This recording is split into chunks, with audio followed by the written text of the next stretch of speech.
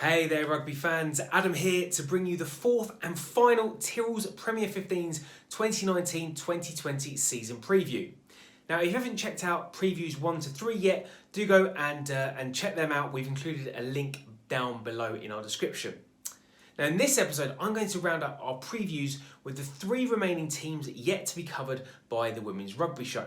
And these are Richmond Women, Gloucester-Hartpury and of course Wasps Ladies. Now, these are 3 top-class clubs with a proud rugby pedigree, but who I predict will have varying fortunes this season. Now, before I start, I wanted to let you know that I am making a very, very big announcement at the end of this episode. So stay tuned for that as it is going to be huge. Right, let's get things started and examine our next club in the season preview list, Richmond. The enigma which is Richmond Women has confounded the Women's Rugby Show team for almost a whole year now. On their day, they can play sublime, free-flowing rugby with aggression and guile up front. The problem is that on their day is usually against sides lower down the table than them. Although they did lose a few fixtures against those as well last season. Richmond have some really class players who can make a difference to any side. The likes of club stalwart Laura Capo, England international Rowena Burnfield, electric winger Emily Helgren, centre wizard Jade Wong and Ireland international Anna Caplice, to name a few. But the problem is that 2 of those names have jumped ship to seemingly seek bigger and better things, and that's our words and not theirs. Although they are getting paid to appear for these clubs, or they're getting accommodation or coaching or medical, whatever. Caplice was arguably Richmond's best player last year, and she's gone to Harlequins Ladies. Yeah, like they need another top-class back row. And Jade Wong has been signed by Saracens, as was announced today. So, what does the club need to fill the gaps? Well, a lot, it seems.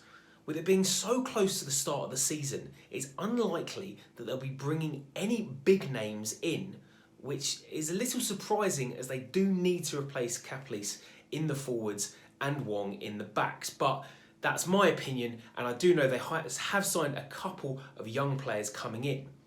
But the one thing you can say about Richmond is that they have a special bond with their players, and head coach Mike Panoho has had over 60 players to call upon during their pre-season training. So the club has had a successful pre-season trip to Poland as well, so they've got stuff to build upon.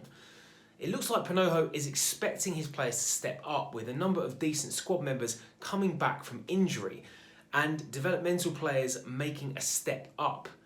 So expect to see more of the likes of Alex Dunek, Courtney Treco, Sean Hobday, Steph Evans, Libby Povey, Bryony Fay, Grace Moore, those kind of players. But the real question is, can they elevate the club to the next level and replace quality with quality? So it's prediction time for Richmond, and I'm afraid it's not looking good for them, in my eyes at least. As much as I admire the club and the players, the fact that they've lost 2 of their best players from last season, especially Caplice, and not signed anyone of note, well, it spells trouble with a capital T. They have some talented players, don't get me wrong, but with most of the other clubs who finished in and around them last season having made a number of signings, well, Richmond just haven't. And they haven't strengthened in areas where they needed to.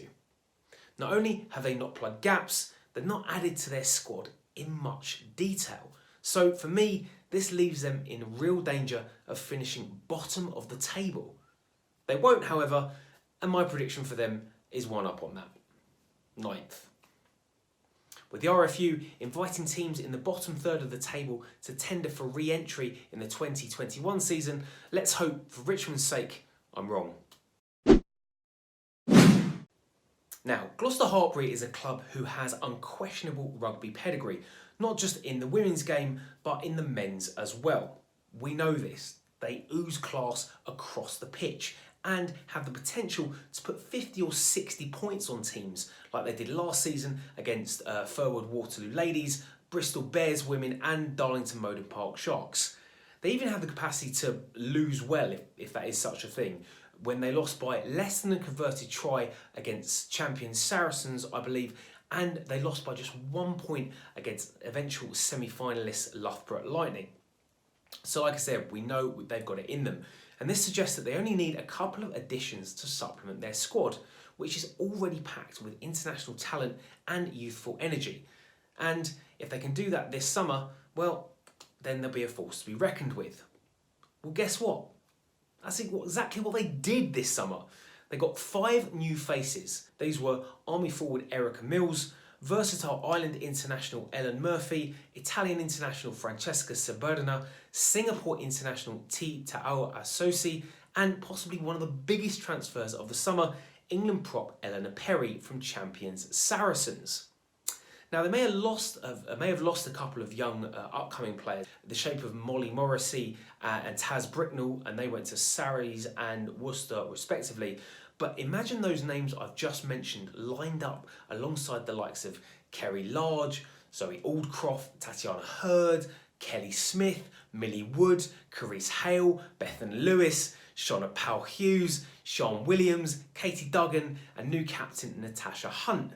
Pretty damn mouthwatering and pretty damn scary if you lined up against them. So the only real question over them is whether the non-internationals can step up when the autumn internationals and women's Six Nations are on. And that means that those names that I've just read out, almost everyone on that list leaves the squad bar 1 or 2. So another interesting talking point is the departure of head coach Susie Appleby halfway through the season. And she's off to go and start her new role at Exeter's new women's team. So the question there is, what kind of disruption will that cause for the side, who will more than likely be chasing a top 4 finish? Well, that's a good question. I know it is, because I asked it, but it leads me nicely onto my prediction. Gloucester-Hartpury have added real quality and depth to an already talented squad. Their youth and fringe players may not be at the level yet to allow their club to compete with the elite of the TP15s, but they're not far off. And to be honest, when they've got all their big guns firing in the starting 15, they really don't need their youthful players anyway, and they're definitely going to be a force to be reckoned with.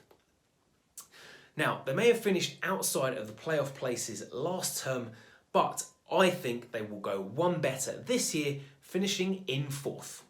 But they won't make the final though. Speaking of playoff teams, it's time for my third and final analysis, and the last one in this series of season previews. Yes, it is of course Wasps ladies. Now, just like their London rivals Richmond, this is another really strange case of if it is broke, don't fix it. Now, of course, I'm not implying by any means that last year's semi-finalists are broken. Far from it.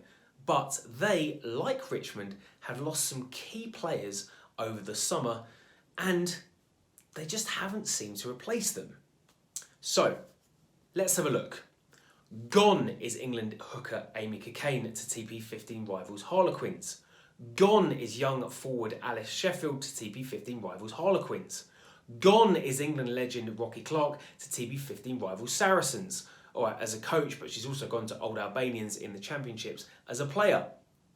In comes no one. And this should be a team challenging for a final spot year on year. So to lose 3 top players from their pack is cause for concern. There is no two ways about it. Of course, they do have some exciting young players coming through, so expect to see more of the rampaging Maud Muir this year. And of course, they've got threats up front with Irish pair Claire Malloy and Cleena Maloney, the likes of Sarah Mitchelson, Nora Baltrawhite, and the returning Harriet Miller-Mills leading the charge. But it's undoubtedly in the backs where Wasps shine. And as long as they've got Claudie MacDonald and Lizzie Gould pulling the strings, as long as they've got Kate Alder's work rate and industry, and as long as they've got Abby Dow firing and fit on all cylinders, then they can bring it to any team in the league.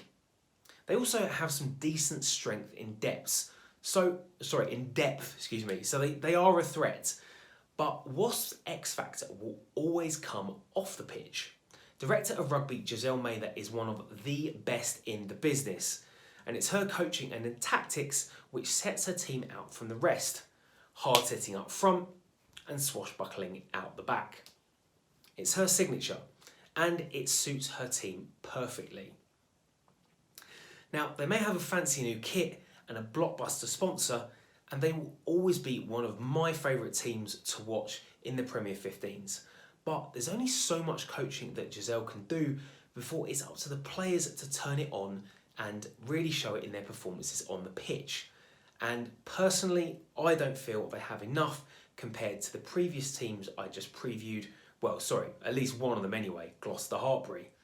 So I've got Wasp ladies buzzing into 5th place, outside the playoffs for the first time in 2 seasons. So that's it for the team predictions. Please let us know what you think by commenting below. Where do you think these teams that I've just mentioned will finish? But now it's time for our big announcement. Very, very excited.